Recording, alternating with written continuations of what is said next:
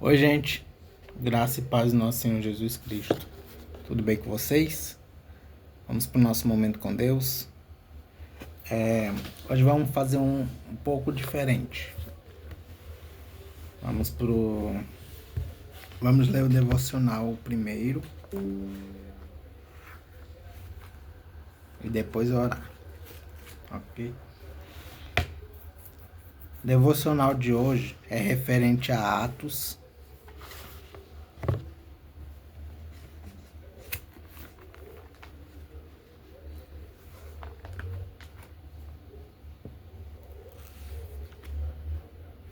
Atos capítulo 2, versículo 4.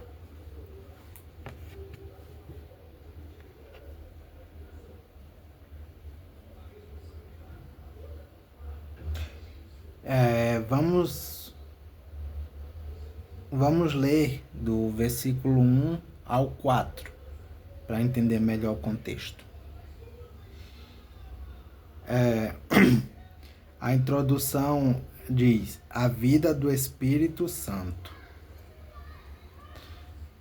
O versículo 1 diz assim: quando chegou o dia de Pentecostes, todos os seguidores de Jesus estavam reunidos no mesmo lugar. De repente, veio do céu um barulho que parecia o de um vento soprando muito forte. E esse barulho encheu toda a casa onde estavam sentados. Então todos viram umas coisas parecidas com chamas que se espalharam como línguas de fogo. E cada pessoa foi tocada por uma dessas línguas. Versículo 4.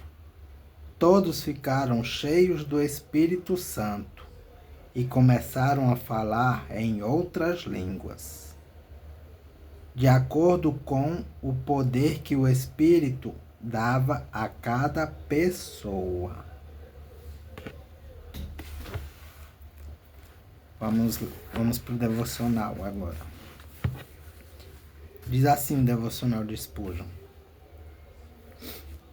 ricas seriam as bênçãos deste dia se todos nós estivéssemos cheios do Espírito Santo. Seria impossível superestimar as consequências desse enchimento.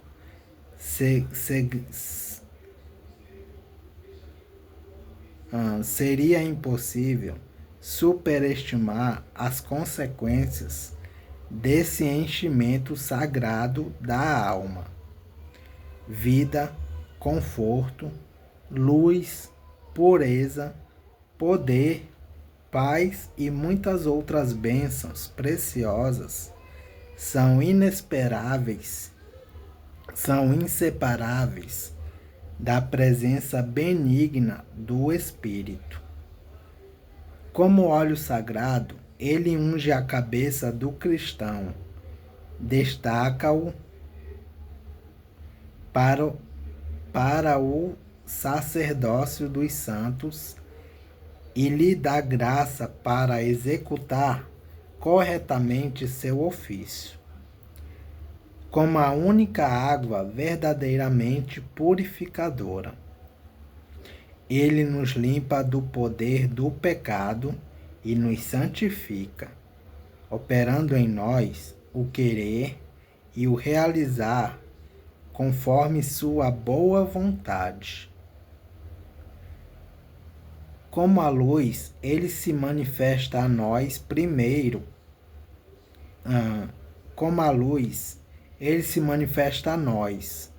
Primeiro em nosso estado de perdição, e agora revela o Senhor Jesus a nós e em nós, e nos guia pela vereda da justiça, iluminados por seu puro brilho celestial. Não estamos mais na escuridão, mas na luz do Senhor. Amém. Como fogo, ele nos purifica das impurezas e em suas chamas define nossa consagrada natureza. O Espírito Santo é a labareda. O Espírito Santo é a labareda santificadora pela qual nos tornamos capazes de oferecer nossa alma completamente como um sacrifício vivo a Deus. Como orvalho celeste, ele remove nossa aridez e fertiliza nossa vida. Que ele possa cair sobre nós nesta hora matinal. Tal orvalho matutino seria um doce começo para o dia. Como a pomba com asas de amor pacífico, ele paira sobre sua igreja e sobre a alma do cristão. E como um consolador, ele dissipa as preocupações e dúvidas que perturbam a paz de seus amados. Ele desce sobre os escolhidos, como sobre o Senhor no Jordão, e testemunha sua filiação, trabalhando neles um espírito filial, pelo qual pode clamar: Abba, Pai. Amém. Como vento, ele traz o sopro de vida aos homens, soprando onde é necessário. Ele executa ações de avivamento, pelas quais a criação espiritual é animada e sustentada. Queira Deus que possamos sentir sua presença hoje e em todos os dias. Amém. Vamos orar. Pai querido, Pai amado, obrigado, Senhor, por essa leitura que acabamos de fazer, Pai amado. Senhor, pedimos, Pai, que o Senhor nos santifique todos os dias, Pai amado, para que possamos ficar mais e mais perto de Ti, Senhor, e longe do pecado, Senhor. Senhor, que possamos, Pai amado, olhar para Ti, lembrar da cruz todos os dias, Pai amado.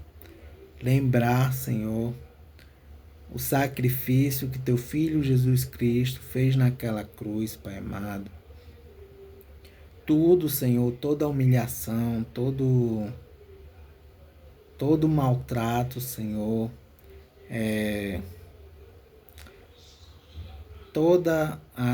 todos os pecados, todos os nossos pecados que Ele carregou naquela cruz, Pai. Tudo isso foi para nos livrar da escravidão do pecado, Senhor. Então, Pai, que possamos lembrar disso dia a dia, Pai amado, e olhar para Ti, Senhor, e carregar nossa cruz todos os dias, Pai, para que possamos renunciar o nosso eu, Pai amado, as nossas vontades, os nossos desejos, Pai, e viver os Teus desejos, Pai amado, viver a Tua vontade, pois a Tua vontade é boa, perfeita e agradável, Senhor. Senhor, nesse momento que estamos fazendo esse devocional, Pai, peço que o Senhor abra nossos ouvidos, nossa mente, Senhor, nosso coração, para deixar a Tua palavra entrar, Senhor. Nos dê sabedoria, entendimento, compreensão, Pai amado, para entender compreender tudo que vamos ler agora, Pai amado, tudo que vamos estudar, Senhor. E, Senhor, também nosso desejo, Pai, é que Tua palavra, meu Deus, chegue a mais pessoas possíveis, Pai amado. Que Tua palavra liberte, Senhor, pessoas da escravidão, Senhor, do pecado. Liberte, Senhor, pessoas de todos os vícios que há nesse mundo, Pai. E que elas possam ser transformadas por Ti, Pai. Em nome do Teu Filho amado Jesus. Amém. Gente, vamos continuar o estudo que iniciamos há poucos dias atrás. O nome do estudo é 3 em 1, o relacionamento cristão. Ontem vimos um só propósito, que foi o primeiro tópico. E hoje, no segundo tópico, vamos ver um cordão de 3 dobras.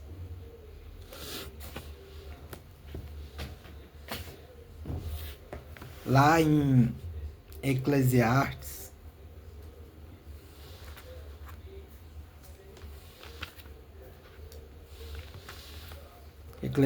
capítulo 4, versículo 12, diz assim: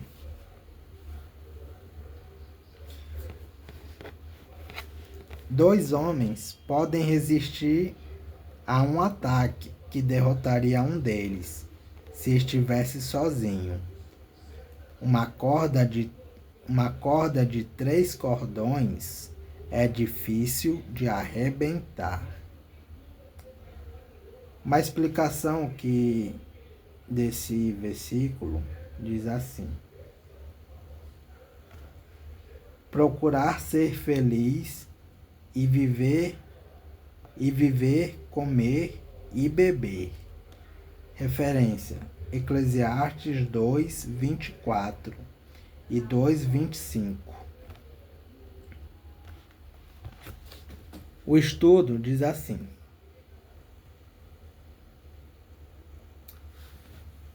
relacionamentos que têm Cristo no centro são como um cordão de 3 dobras, mencionado em Eclesiastes capítulo 4, versículo 12. Fortes, resistentes e sustentados por algo maior do que sentimentos passageiros. Um namoro firmado em Deus entende que a presença dele é o elo que une, direciona e cura. Ele é o equilíbrio quando falta paciência, é a força quando o cansaço chega, e é o amor quando os defeitos aparecem. O compromisso de caminhar com Deus,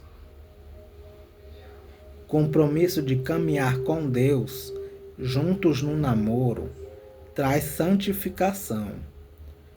O casal busca a pureza, não por medo ou religiosidade, mas porque entende que o corpo e a mente e o coração pertencem ao Senhor. É um relacionamento que glorifica a Deus no secreto e no público, onde o casal ora junto, sonha junto e se santifica para o futuro que está sendo preparado. Dentro de um relacionamento, nós precisamos nos doar um ao outro e priorizar a construção, de algo maior entre os dois. Por isso, ao mesmo tempo que existe um momento de receber do outro, Também é necessário que haja uma entrega das duas partes.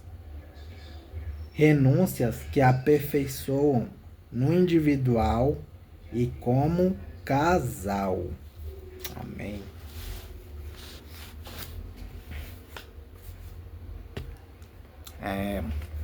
Vamos para a leitura em Neemias.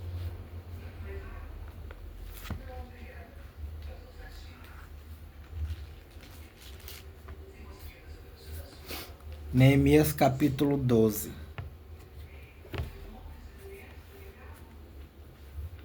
Lista dos sacerdotes e levitas. Uma introdução que vai do versículo 1 ao 23 diz assim: Esta seção traz uma lista de sacerdotes e levitas que voltaram do cativeiro da Babilônia. Versículo 1. A lista dos descendentes do grande sacerdote Josué, versículos 10 e 11, e os chefes dos grupos de famílias de sacerdotes, versículos 12 a 21. Listas como estas eram muito importantes para o autor e os primeiros leitores do livro de Neemias, pois mostravam a continuidade e a pureza da descendência dos sacerdotes desde o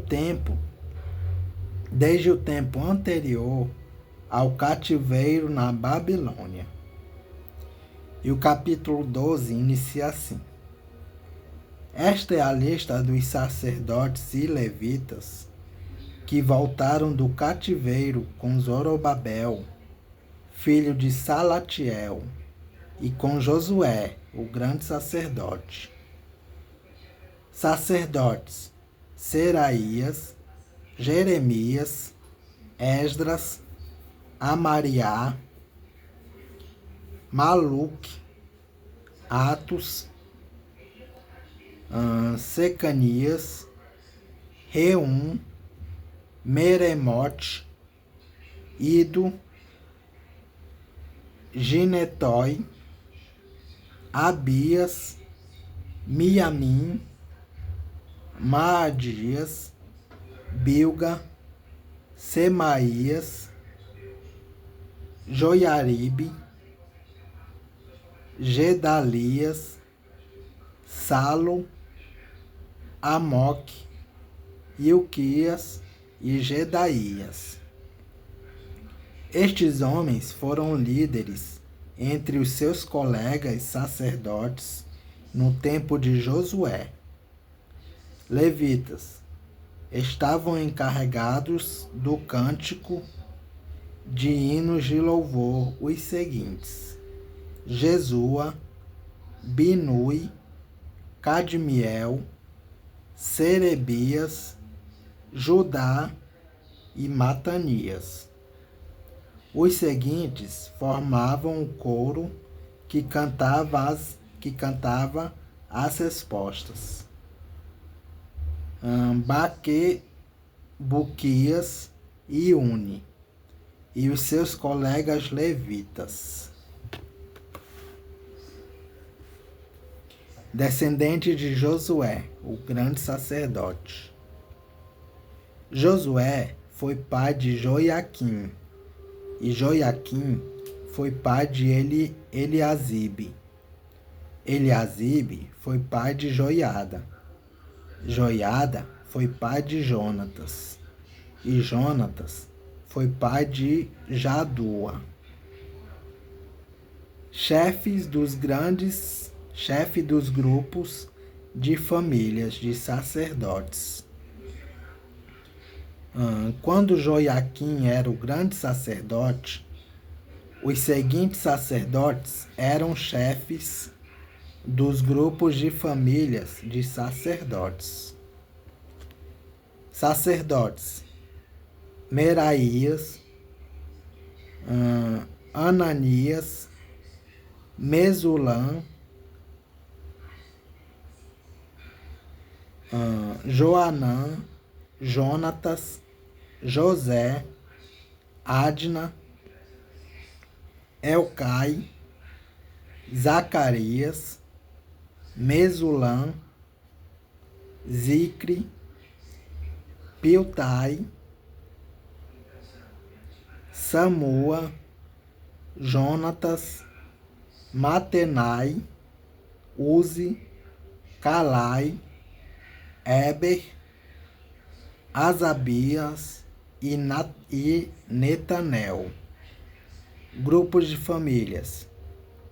Do grupo de famílias de Meraías, Seraías, de Ananias, Jeremias, de Mesulã, Esdras, de Joanã, Amariá, de Jonatas, Maluque, de José, Sebanias, de Adna, Arim, de Elcai, Meraiote, de Zacarias, Ido, de Mesulã, Gineton, de Zicre, Abias e Miniamim, de Piltai, Moadias, de Samua, Bilga, de Jonatas, Semaías, de Matenai, Joiaribe, de Uzi, Gedaías, de Calai, Salai, de Eber, Amoque, de Asabias, Ilquias e de Netanel, Gedaías. Registro das famílias de sacerdotes e de levitas. Foi feito um registro dos chefes de famílias, de levitas e das famílias de sacerdotes durante a vida dos seguintes grandes sacerdotes: Eliasibe, Joiada, Joanã e Jadua. Esse registro terminou quando Dário era rei da Pérsia. No entanto, os chefes de famílias de levitas foram registrados somente até a época de Joanã, filho de Eliasibe. Divisão de serviços no templo, que vai do capítulo 12, versículos 24 a 26.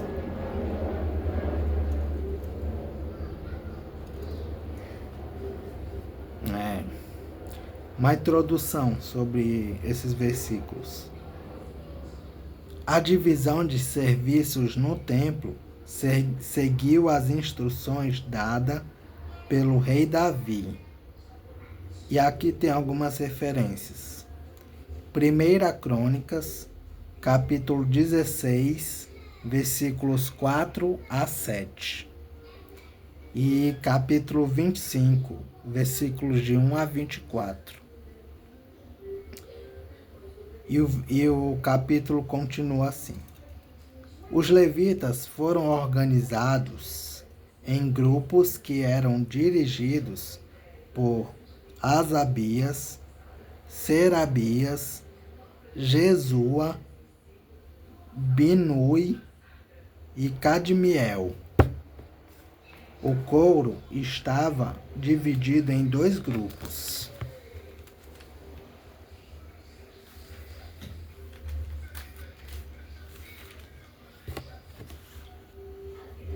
Um grupo cantava e o outro respondia.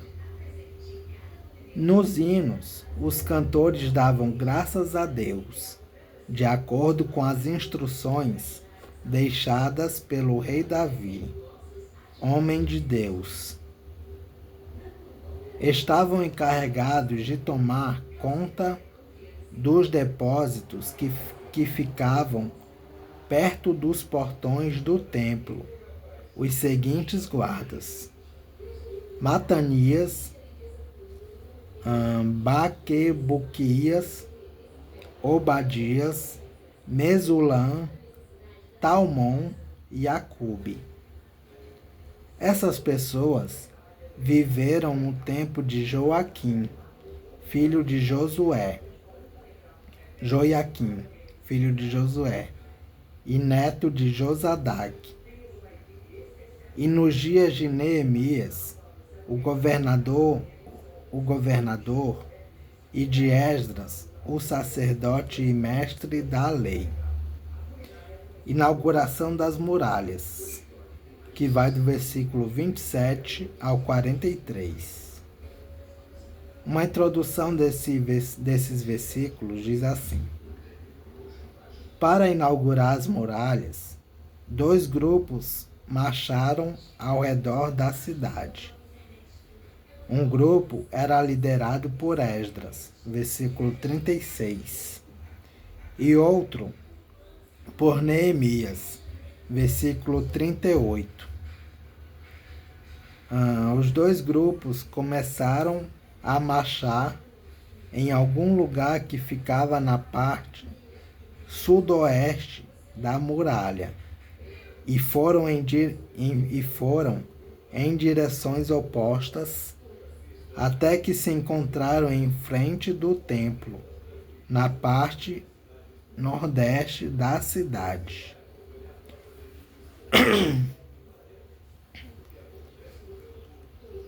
E o capítulo continua. Quando as muralhas da cidade de Jerusalém foram inauguradas, os levitas foram trazidos de todos os lugares onde estavam morando, para que assim pudessem comemorar a inauguração com hinos de louvor e com música de harpas, de liras e de pratos musicais. As famílias de cantores levitas se ajuntaram e vieram dos lugares em redor de Jerusalém, onde haviam construído as suas casas. Vieram também dos povoados que ficavam ao redor de Netofa e de Bet-Gilgal, Geba e Asmavete. Os sacerdotes e os levitas purificaram-se a si mesmos e também purificaram o povo. Os portões e as muralhas da cidade. Eu, Neemias, mandei que as autoridades de Judá se reunissem em cima da muralha e os organizei em dois grandes grupos para marcharem ao redor da cidade, dando graças a Deus. O primeiro grupo marchava para a direita, em direção ao portão do lixo. Atrás dos cantores marchava Osaías, seguido pela metade das autoridades de Judá. Os seguintes sacerdotes, tocando trombetas, marchavam em seguida: Azarias, Esdras, Mesulã, Judá, Benjamim, Semaías e Jeremias. Depois vinha Zacarias, filho de Jonatas, e neto de Semaías, Seus outros antepassados foram Matanias, Micaías e Zacur, do grupo de famílias de Asaf. Zacarias era seguido pelos outros membros do grupo de famílias: Semaías, Azarel, Milalai, Gilalai, Maai, Netanel, Judá e Anani. Todos eles levaram instrumentos musicais do tipo dos que tocava o rei Davi, homem de Deus.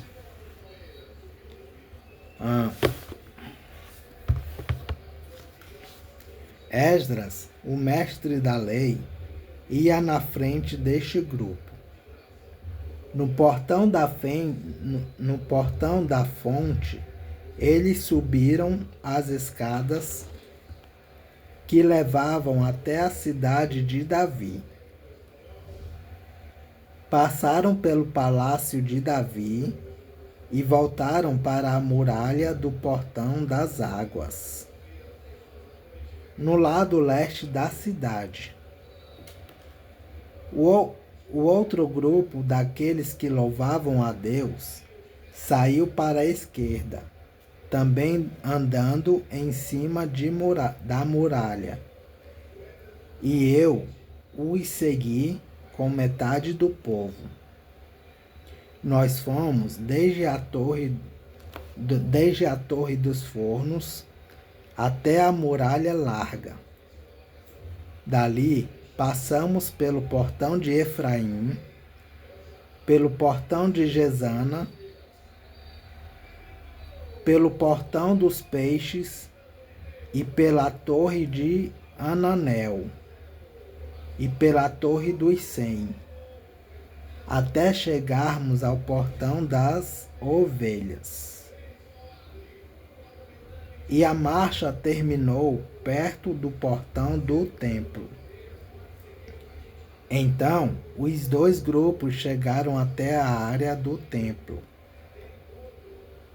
Junto com os chefes que estavam no meu grupo, também haviam os seguintes sacerdotes que tocavam trombetas: Eliaquim, Maazéias, Miniamim, Micaías, Elioenai, Zacarias e Ananias.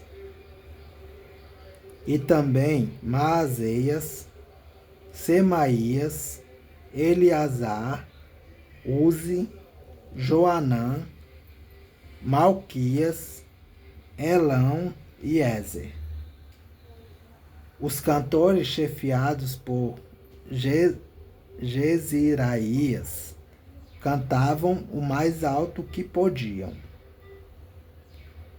Naquele dia foram oferecidos muitos sacrifícios, e o povo estava muito contente e feliz, pois Deus os havia enchido de alegria. As mulheres e as crianças também entraram na festa, e o barulho que o povo fazia podia ser ouvido de longe.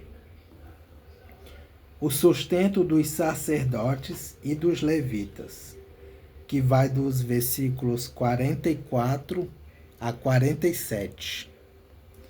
Uma introdução sobre esses versículos. A lei de Moisés estabelecia como é que os sacerdotes e os levitas seriam sustentados. Referências: Neemias, capítulo 10, versículo 37 e 38. Continuando o capítulo. Ainda naquele dia foram nomeados homens que ficaram encarregados do depósito, onde eram guardadas as ofertas para o templo, e também a 10ª parte das colheitas e os primeiros cereais e frutas colhidos cada ano. Esses homens recolhiam nas fazendas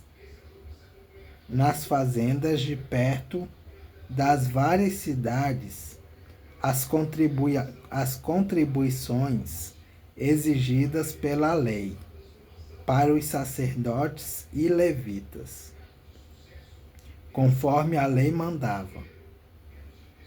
Todo o povo de Judá estava contente com o serviço dos sacerdotes e dos levitas, porque eles haviam realizado as cerimônias de purificação e as outras cerimônias que Deus havia mandado. Os músicos do templo e os guardas do templo também cumpririam os seus deveres de acordo com os regulamentos feitos pelo rei Davi e pelo seu filho Salomão. Desde a época do rei Davi e de Asaf, o músico, muito tempo atrás, os músicos haviam dirigido os hinos de louvor e de agradecimento a Deus. No tempo de Zorobabel e também no de Neemias, todo o povo de Israel dava diariamente ofertas para o sustento dos músicos e dos guardas do templo. O povo dava uma oferta sagrada para os levitas, e estes entregavam aos sacerdotes a sua parte. E agora vamos para algumas referências e comentários do capítulo.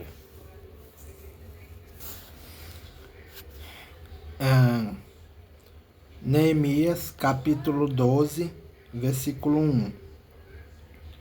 Zorobabel e Josué. Referência: Neemias, capítulo 7, versículo 7. Capítulo 12, versículo 10 e 11. Josué voltou da Babilônia em 539 a.C. Referência: Esdras, capítulo 2, versículo 2, e Neemias, capítulo 7, versículos 6 e 7. E foi o grande sacerdote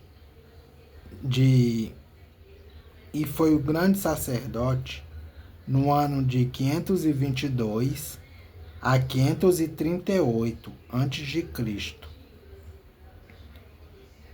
Joaquim, o grande sacerdote, nos dias de Neemias e Esdras.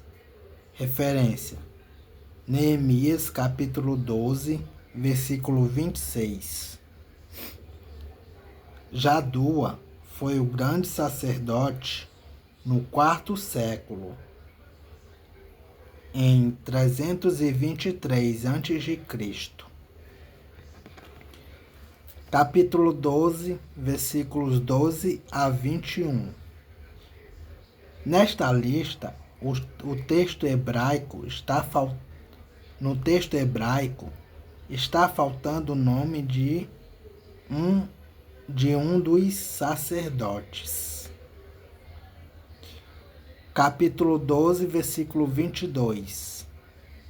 Dário, rei da Pérsia. Não se sabe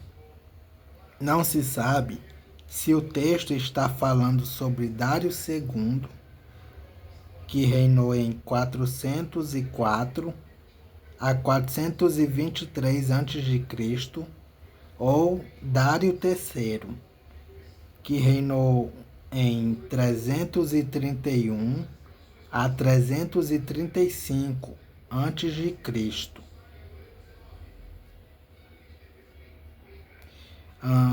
Capítulo 12, versículo 24. Binui e Cadmiel. Referência: Neemias, capítulo 10, versículo 9 a 13 e capítulo 12, versículo 8. O texto hebraico traz: filho de Cadmiel.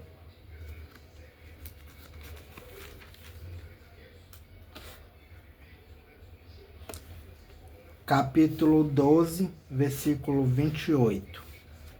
Netofa ficava entre Belém e Tecoa, ao sul de Jerusalém.